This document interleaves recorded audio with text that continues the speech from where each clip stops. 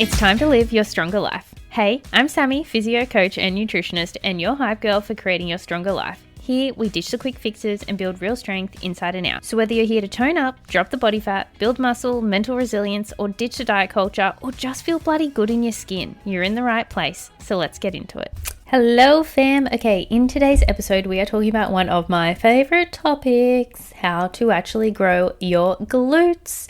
I'm not talking about doing millions of kickbacks with the little booty bands or using the baby dumbbells on those RDLs. I'm talking about building real shape, muscle, and strength in your glutes to get that full 3D round bubbly effect. And this does not come from doing hours and hours and hours of the same exercises over and over and over again. It's about training smart, training hard, and also fueling your body properly. So, because honestly, when I go to the gym, I see a lot of ladies training really not very well at all. And so you're probably the same as well, wondering why you feel like you're doing glutes all the time. And no matter what you do, your glutes will just not grow. And I'm going to break it all down why, but this is why, and give you step by step on how to actually grow the booty. So first of all, let's start with why are your glutes not growing? Because I see this all the time in the gym. Like, you're training consistently, you're doing the hip thrusts, you're doing the kickbacks, you're doing the booty band stuff, you're sore, your booty's but like you're feeling it, but your glutes aren't growing and you're wondering why. And the reason is people are often not performing the exercises properly. They're not pushing hard enough. They're not actually going heavy enough to stimulate the muscle, and you're doing a lot of exercise redundancy where you're just doing the same shit over and over and over again of the same exercise. So you don't have a well-structured and balanced program to actually hit all the aspects of your glutes that are actually going to make them grow, and then you're also not fueling your body properly to actually grow those muscles. So girls, if you are lifting the same weight for your glute exercises as you use on your upper body days, then darling, I'm going to hold your hand. That is why you're stuck. Your upper body is a lot smaller than your lower body, like the muscles. Therefore, you will lift less on your upper body day, and you should lift heavier on your lower body day because those muscles are much bigger. Your glutes are some of the biggest, most powerful muscles in your whole entire body. They can handle a lot more than what your shoulders or your arms ever could. If your glutes could talk, they would be like, "Hey girl, is this all you got? I can do a lot more than this. Like, come on." That was really silly and kind of lame of me, but anyways. So it just basically means that you need to lift heavier. You need to challenge those muscles. An analogy I like to think of here is like, when you're at school, kindergarten is very easy. Year 1 gets a little bit harder. Year 2, you get a bit harder because you learn everything you need to learn in year 2. And so when you go to year 3, you need to learn a little bit more. Otherwise, you're not going to learn anything new. You go from learning how to write the alphabet to writing words to, writing with a pencil, putting sentences together. Then you're learning how to write with a pen. Then you're learning how to write paragraphs, and then it's essays. Like, you're learning along the way. Well, your muscles are the same. Yes, you need to start with the movements. Some ladies have to start close to body weight initially, but your body adapts. So you need to make it harder. Otherwise, they're not going to keep adapting. And if you keep doing the same shit over and over again, that is why you're not adapting and growing. You need to keep leveling it up, but you got to level it up in the right way. It's not just lifting heavier and heavier and heavier. You do also have to make sure you're performing them properly, but we do need to consistently challenge your muscles. Otherwise, they're not going to continue to adapt because you're not giving them anything to adapt to. So if you're finishing your sets and you're like, "Oh, that was a bit of a pump, bit birdie, yep, got my glutes done, I can go again within 30 seconds, you are not training hard enough. You want to be working towards 1 to 2 reps of failure. Now, failure can look like physical or technical failure. So physical failure is like literally you cannot do another repetition. So say, for instance, if you are doing a shoulder press and you literally cannot press the weight up above your head one more time, it just falls back down, that would be physical failure. Technical failure is when you cannot perform the exercise and maintain good form. So let's say you are doing a squat and as you're coming back up, your knees buckle in, your back starts rounding, like everything's just looking, oh God. Girl, you've hit technical failure. So it's either physical or technical failure, and we want to aim towards 1 to 2 reps within that zone. Can you go to 100% failure? And you probably will if you're really pushing hard by accident. Yes, it is totally fine. The evidence shows that though, going within 1 rep of failure versus going to complete failure, you don't get that much better muscle growth, but you do get a significant more fatigue that you need to recover from. So it's almost better to go within that 1 to 2 rep range. You're going to get the same amount of muscle growth, and you're going to be able to recover from that in between sets better. So then you can provide more muscle stimulus, a volume stimulus over that training session as well. But with that being said, I just say go to failure because 99% of people don't actually know how to go to failure. Like, even I'm learning how to push myself to failure on particular exercises.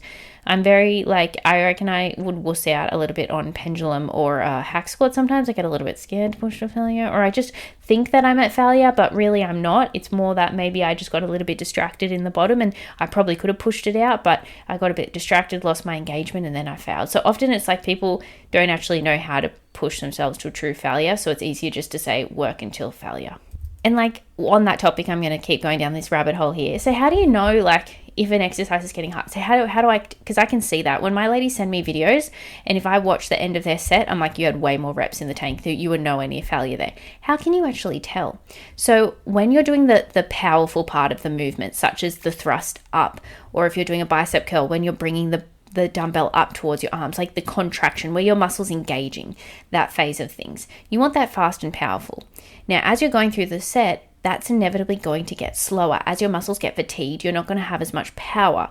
So for instance, if your first squat, you're coming up in the squat and it's just a nice speedy up, like whoop, up, there you go, you're done. On the last couple of reps, if it's a grind where you're like 3, 2, 1, like, oh God, am I going to make it up? I don't know. Like, that's how you know.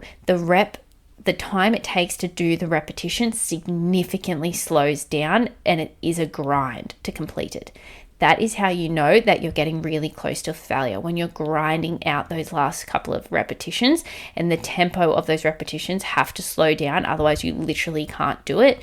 That is a really good indication that you are getting close to failure. So while we're on this topic, I'm going to keep talking about the training variables that do actually matter here. So let's talk about reps and sets as well, because I know that this part can get confusing. And so, the evidence does say between 10 to 20 sets, working sets per week. Now I'm going to say working sets. This means that if you are doing a hip thrust and you do it empty barbell to warm up, and then you put on 10 kilos, and then you do a set 1, and then you do 20 kilos, and then you do set 2, and then you put on 30 kilos, and then you do set 3, and you're like, cool, I'm done. Nah, girl, you've done one set. You literally haven't. All you've done is warm up. You haven't done a working set. A working set means within that 1 to 2 rep range of failure, and anything short of that is just a warm-up set. So what I recommend doing when you're trying to warm up is let's keep using the hip thrust machine, for example. So empty hip thrust machine, do 8 to 10 reps, move your body through the motion. This is going to help prime your nervous system, get some blood flow going to the muscle, the target muscle, and also just remind your body this is the movement pattern that we want to be doing. And then you're going to add a little bit of weight, and you don't have to do another full set of this. You could just do 2 or 3 repetitions, and you might go, yeah, that's pretty light, I can go heavier. Add a little bit of weight, then you might do 1 or 2 repetitions, and you're like, actually, no, I'm not at my working weight yet. I'm going to add a little bit more weight. Now, it depends how strong you are. The stronger you are, the potential for more warm-up sets that you're going to need, and the less strong you are, the potential less warm-up sets. But those warm-up sets only need to be 1 or 2 repetitions. Then you get to your working weight, do 1 repetition as a bit of a nervous system primer. This is going to tell your body, hey, we're about to lift this, and we're about to lift this real good. And so these are my nervous system needs to get ready. These are the motor units that we want to recruit. Guys, are we all ready to rock and roll? It's almost just like a test run before getting into the set. Then you start your working sets. That's where the real stuff happens. That's where the 10 to 20 sets per week for your glutes, if you want to grow your muscles. If you're just starting out, start with 10 working sets per week, and then use that as a form of progressive overload to add more volume over the coming weeks to build up to it. Because if you're already doing 20 sets, working sets, you have nowhere to go. You have to take a deload, and then you're going to have to go again. Whereas if you start at 10, then you've got all this room to add more volume in as your body adapts over the coming weeks to get more progressive overload. All right, what about repetitions? Well, actually, you can do anywhere between 5 and 30 repetitions in a set, and it will still get beautiful muscle hypertrophy. But the key here is those sets need to get taken till failure. And so for some exercises, the weight that would be required to fail at 5 repetitions is just kind of not safe, or not practical to maintain your form. It would be really hard to go that heavy on glute kickbacks and actually keep really good control and form. So you're better off doing a lighter weight and going a bit and doing more repetitions, because then then you can actually hold the form better. Like you think that too, if I talk about like with shoulders, do lateral raises. If you picked a weight heavy enough to do 5 repetitions with lateral raises, it's not going to feel very good on your shoulders. So you go a little bit lighter so you can do more repetitions, be in more control of the movement. But in that same vice, if you picked a weight where you could do 30 repetitions of squats, that's basically cardio and would really freaking suck. So you'd rather bring the reps down, but in order to bring the reps down, you have to add more weight. So generally speaking, a nice middle ground is 8 to 12 reps. That is generally why we say 8 to 12 reps. It's a nice middle ground. I think for the bigger prime mover exercises like your squats, you could go lower, and in those more isolated exercises, you can go higher, 12 to 15 reps. So I think like good rule of thumbs, like anywhere between like 6 and 15 reps is like pretty good. The either ends of it's getting a bit shitty, but like just to do, it's just not as enjoyable to do. Like 8 to 12 repetitions or 6 to 15 repetitions, it's just a more enjoyable rep range, as well as time management. Can you think how long it would take to do 30 repetitions of squats with good form and quality? Like, you're going to be there for ages, and then you're just going to be at the gym for ages. So it's a bit of a just more of a practical sense why we say 8 to 12 reps. How many sets each time? It depends how many exercises you're going to do, how much time you have available, how much volume your body can handle. It could be 2 incredibly hard working sets. It could be 3. And in some isolated exercises, I'm sure you could do 4 sets. But the key here is that you have to push every single set to failure, which is really challenging to do when you are doing 4 or more sets of things. And you also need to make sure you can recover from that as well. So it does depend. Some people may prefer, 3 exercises, 4 sets. Some people may prefer 6 exercises, 2 sets. So it does kind of depend on what your personal preference is there and how much time you have available, your training frequency. Like there's a lot of variables to consider. So anywhere between 2 to 4 sets is just context is required. So that's kind of like the training variables. And then obviously like don't train back-to-back days, have rest days in between, things like that. Now the next little secret sauce to that is progressive overload. And I promise I am going to give you like a checklist for how to build a good training program for your glutes shortly as well. But let's talk all the training variables, because this all is for every muscle, not just your glutes as well. So progressive overload, the secret sauce. You've heard me say it a million times already in this podcast. It is essential. You will not continue to adapt and grow without adding more stimulus, which is progressive overload. But it doesn't just mean adding weight every single week. There's all different ways to progress. And the way that I generally recommend is, first, I want to make sure your quality of movement is absolutely beautiful. Are you doing full depth range of motion with control? Are you in control of the weight, or is the weight in control of you? Yes, in the short phases, such as, the thrust up, the squat up, the fast components, the pushing the leg press away, the pull down on the lat pull down, like the active kind of phase of the movement, powerful. Then you want to give it a good little mini squeeze, like, yep, got the muscle, yep, we're good, we're in control. And then that releasing phase, the lowering down in the squat, the lowering down on the leg press, those phases, you need to be in control. It doesn't have to be necessarily super duper slow, but you just need to be in control. It's not necessarily the time that is specific, but it's the control that is important. And there's evidence to show that. It's like there's a time range, anywhere between like 2, 3, 4, 5 seconds up to 8 seconds. I think it's up to 8 seconds. I would have to really double check that paper, but I'm pretty sure it's between like 2 and 8 seconds is totally fine. Anything above that, and it's just too slow that you're not going to lift heavy enough, and anything shorter than that, then you're not staying in control of the movement. So about 2 to 8 seconds on the eccentric phase. 8's getting a bit ridiculous in my opinion. So like 2, 3, 4 seconds is like pretty good, depending on how long limbed you are too. If you're a very long person, squats are going to take you longer inevitably anyways. You got further to go. Anyway, so I'm digressing. Progressive overload. First, the technique must look beautiful. You must be doing everything fabulously, full range of motion with control.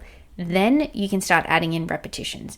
Now, as you're adding in repetitions, another little magic extra little sneaky secret sauce that you can add in is partial reps in the lengthened position at the end of those sets. So say, for example, if you are doing lateral raises and you no longer can get the weight all the way up into that full range of motion, you just do not have the strength in you to get it all the way up, that's cool. You could do half reps.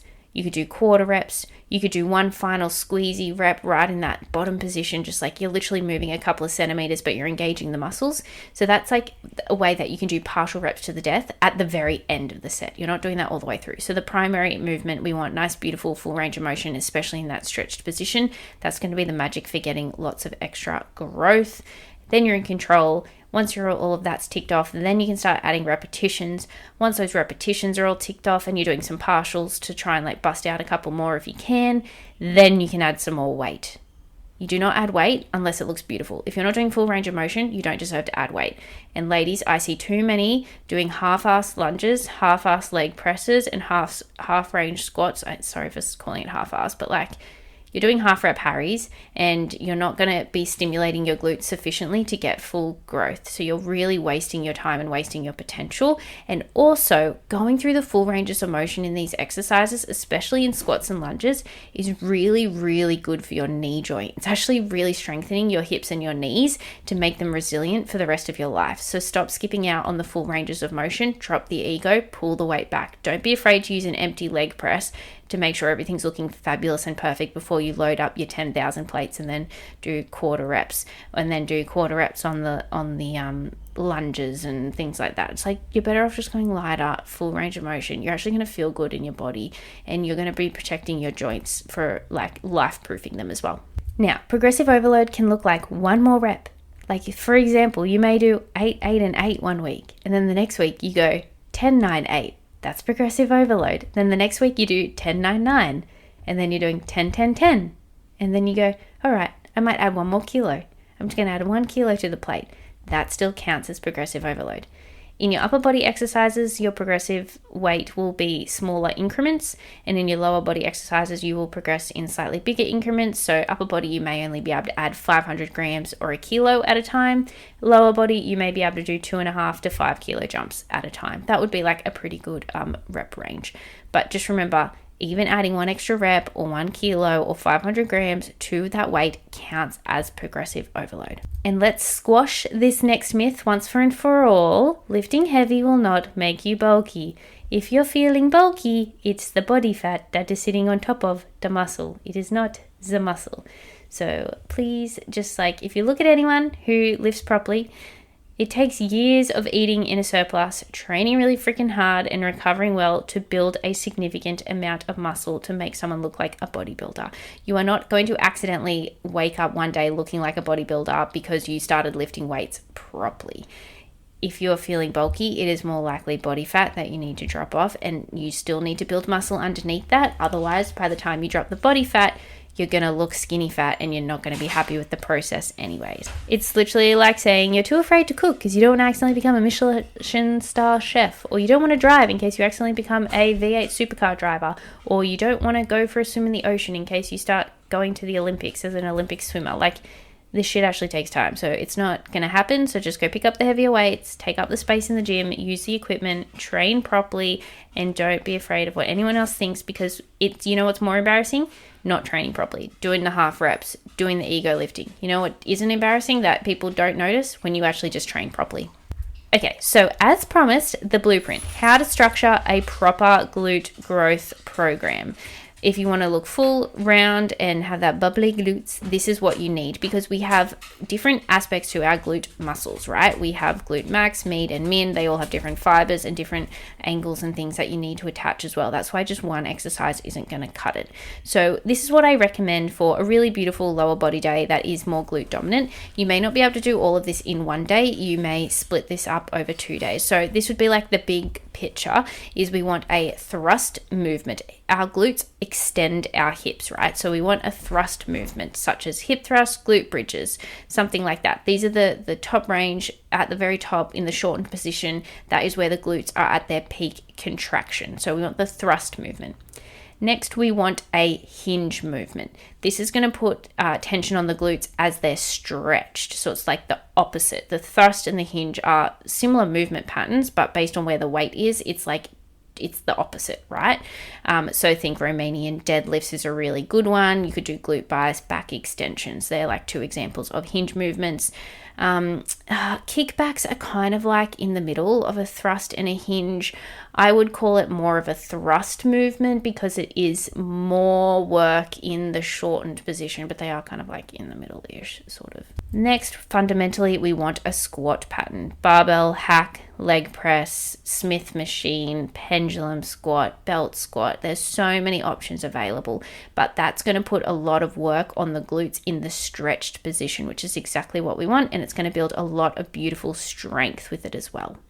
Then we want a unilateral movement like a lunge or a split squat, Bulgarian split squats, walking lunges, step ups, anything like that. Reverse lunges are really fabulous as well. This is going to create balance, stability, and symmetry between your glutes. And you also usually can get a better stretch on the glutes than a squat pattern, depending on your mobility, but you usually get a juicier stretch on the glutes, and they're going to be absolutely game changer for growing those glute muscles.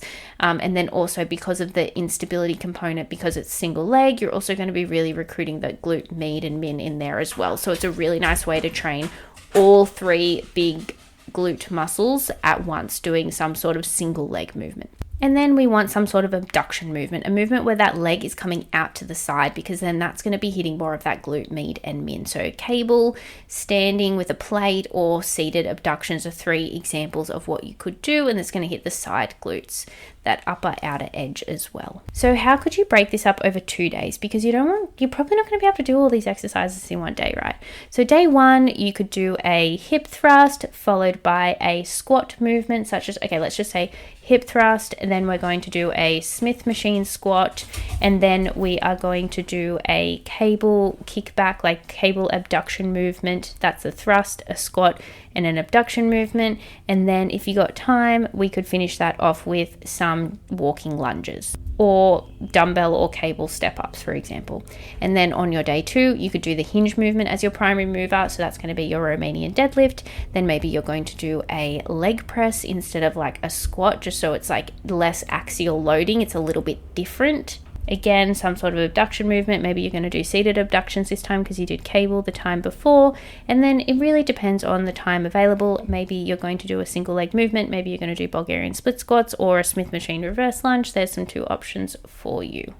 Now, obviously, that's just our glute kind of focus. I would still recommend sprinkling in leg extension and hamstring curls throughout your program as well, at least 1 time a week, but ideally 2, to be honest, but at least 1 time a week for those 2 isolated movements. So then you're getting a full rounded, beautiful lower body day, because yeah, everyone's just like, I just want to grow glutes, but it's like, yeah, your glutes will look like shit if your legs aren't like looking beautiful at the same time. So you should do it all together, and that will give you a really beautiful lower body training week. Oh, and then don't forget calves. I always forget about calves. I don't actually when I program, but when I talk about legs, I always forget about doing our calves. Anyway, so I'm going to wrap all this up. If you want to grow your glutes, you need to hit all of the glute patterns weekly: thrust, hinge, squat, abduction, lunge movement. You need to train close to failure. You need to focus on progressive overload. Lift heavier than you think you can. I'm telling you, 9 out of 10 times, you think you're done, you got at least 3 more repetitions in the tank. And most importantly, stay consistent. Growth doesn't happen overnight. It happens from showing up week after week after week, staying consistent and focusing on getting stronger 1% each time.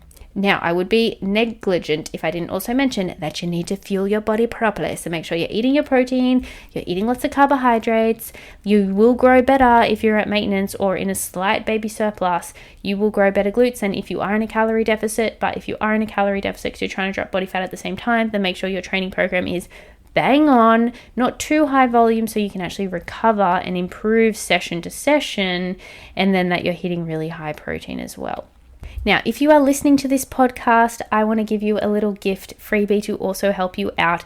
So if you message me the word glute program, I will send you a free sample training program. It's going to be full body because I'm not going to also just show you how to train the rest of your body. So it will be a sample training program that you can just follow for the whole entire bud.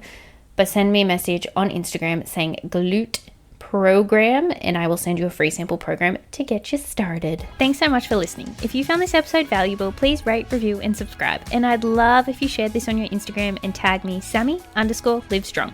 And if you'd like to learn more about my coaching and join the Project Livestrong family, please message me Livestrong on Instagram, and I'll see how I can help. I'll see you next time.